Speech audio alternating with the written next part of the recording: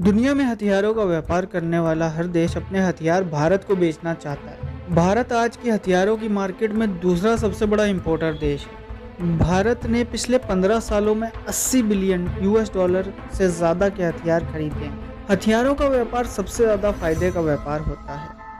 इसमें हथियार तो एक ही बार बेचे जाते हैं, पर उससे जुड़े संसाधन बार बार खरीदने पड़ते हैं सामने वाले देश को। जैसे कि अभी भारत ने राफेल तो खरीद लिए हैं, पर उसमें इस्तेमाल होने वाली मिसाइलें जैसे हैमर और स्कैल्प जैसी 5 मिसाइलें भारत को बार बार फ्रांस से खरीदनी पड़ेंगी, क्योंकि फ्रांस ने सिर्फ राफेल जहाज़ बेचे हैं, उसकी टेक्नोलॉजी नहीं। इसलिए कहते हैं कि हथियार बनाने वाले देश जैसे रशिया, अमेरिका और फ्रांस बहुत मोटी कमाई करते हैं।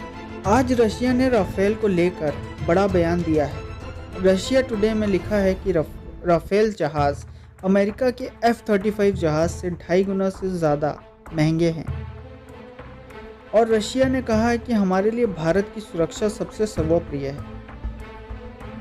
इसीलिए रशिया हमेशा भारत को हथियारों का सौदा करता है तो उसे अपनी टेक्नोलॉजी भी भेजता है, जिसकी वजह से भारत आज अपने देश में सुकोई जहाज़ बना पा रहा है और वो अपनी फाइनल स्टेजेस में है, और इस साल के अंत तक भारतीय सेना उनका इस्तेमाल कर पाएगी। रूस के राजनयिक ने कहा है कि भारत को अपनी सुरक्षा ज़रूरतों को अपने हिसाब से करने का पूरा अधिकार है, लेकिन रूस हमेशा भारत को रक्षा सौदे बेहतर विकल्प देता है।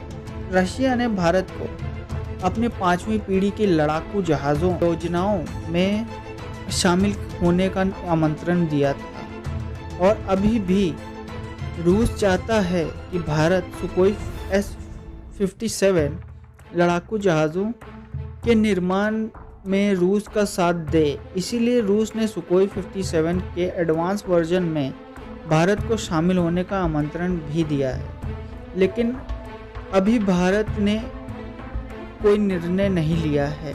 दूसरी तरफ अमेरिका भारत को अपने 5वीं पीढ़ी के जहाज़ बेचना चाहता है, और अमेरिका इसके लिए बहुत भारी दबाव भी बना रहा है।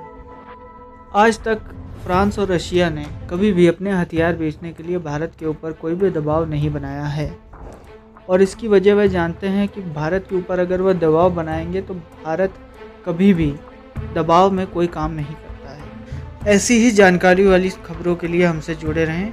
आज के लिए इतना। जय हिंद, जय भारत।